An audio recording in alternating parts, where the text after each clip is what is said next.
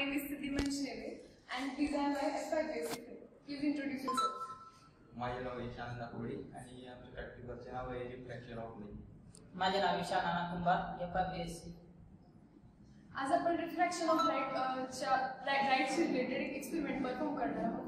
तर इथे आम्ही स्टार्टिंगला 3 बीकर्स घेतलेले तुम्ही पाहू शकता. एक सगळ्यात लहान, त्याच्यापेक्षा एक मोठा आणि एक सगळ्यात मोठा बीकर आणि सोबत आम्ही ऑइल घेतलेले. आपण याच्यावरून आपण रिफ्रॅक्शन ऑफ लाईट हा जो फेनोमेनॉन आहे तो समजणार आहोत. आता मी माझे फ्रेंड्स विशाल आणि यश यांना रिक्वेस्ट करते की त्यांनी प्रोजेक्ट परफॉर्म. तुम्ही पाहू शकतात आम्ही हळूहळू यात ऑइल पोअर करत आहोत. ऑइल पोअर केल्यानंतर पहिला जो बीकर आहे तो डिसअपिअर झालेला आहे ऑलरेडी.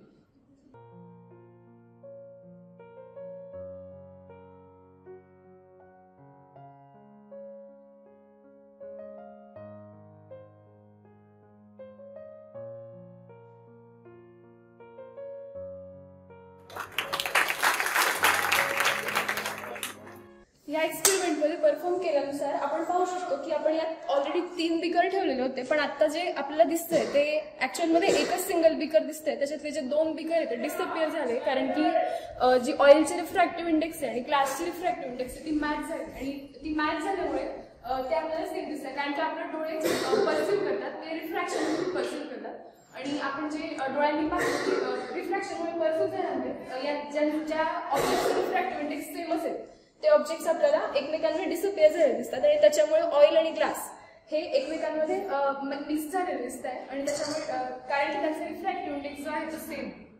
तर यावर आपण रिफ्रॅक्शन ऑफ लाईट हा फेनोमेनॉन समजून घेतलेला आहे. Thank you so much.